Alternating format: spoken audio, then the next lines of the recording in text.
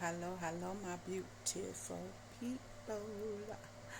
It's story time. For those that want to hear, y'all gotta excuse my face. It broke out. I was eating too much red stuff. I'm allergic. Well, not allergic, but you must well say I'm allergic to tomato paste, sauce, tomatoes, whatever. So I messed around and broke out. But ask me if I care because I'm still beautiful. It's going to take a couple days, but it'll be gone. But anyway, right, I'm on here to tell a story, right? Okay, so I've been called to tell a story about what happened to me when I was a young girl. Um, Maybe it could help somebody or what, like, have you. I don't know, but if it's not for you, pass it on to somebody else who probably can benefit from it because I'm letting them know that they're not alone and I have been there and I have been through it also. So, right. When I was probably about, I think 11, 12. It got to be like 12 because it was like 1993, either 92 or 93. When we was like young, we used to get whooped with all type of things. Back then our parents believed in whooping us with whatever they can find. Stitching cords, belts, shoes, switches from outside, or what have you. So, now mind y'all, I was a good little girl. I probably got whooped maybe about 3 or so times out of my whole little, like, oh, they were bad times. But it was like 3 little, but anyway. So, one of these times, my mama, would like have you. So I ran away to my dad's house. Now, that wasn't really running away because that was kind of like my safe haven when I was young. Whatever, I was feeling bad or whatever, I would go to my, dad's house. Okay. Bam. I had sisters and stuff by him, so, it wasn't like I was totally alone. So anyway, I used to go over there. So I went over there, and then from over there, I got in contact with my friends from school. Now, right? We were supposed to get together, kick it, and I think I was supposed to spend the night over one of their houses or what have you, right? So, so I met up with them from my dad's house. Okay, so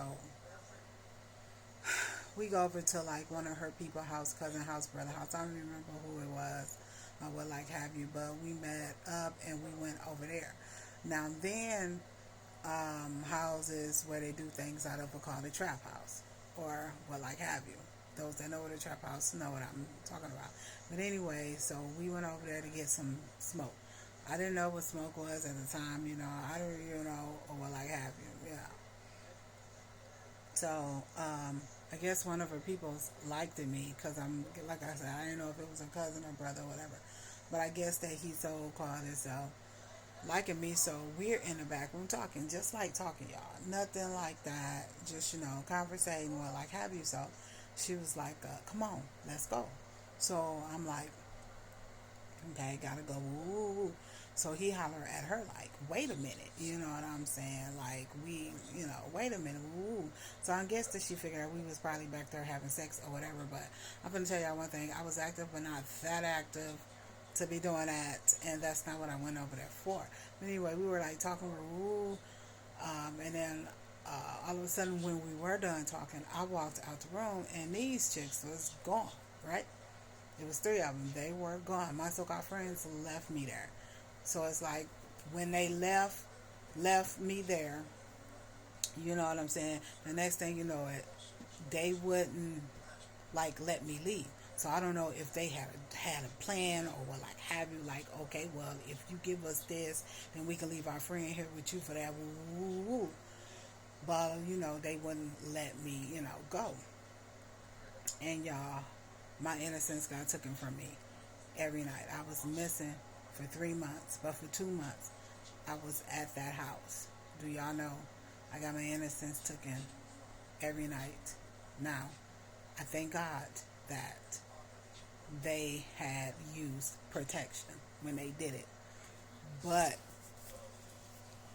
yeah, I got my innocence taken every freaking night, and it was not enjoyable. Was not none of that. I cried like all the time, and every like, night it was like a different guy. every night it was somebody different that came in there and that did whatever they wanted to do to me or what like have you. And when it came to that time of the month, I didn't have the right um, um, feminine products to, you know, how you say, to use at that time. So what I was doing was using towels. I would get a towel, put it down there, wash the dirty one out, hang that up to dry. By the time I needed to use the other one was dry, and I would repeat the cycle. You know what I'm saying? So that's what I was doing. And like one night, the dude came in from my school. Now, mind you, I was in middle school. The dude came in and he was like, "Don't I know you?" But he still did what he had to do. You understand? I'm gonna tell y'all something. I didn't eat. I lived off of water. Nobody fed me. Nobody cared. I lived off water.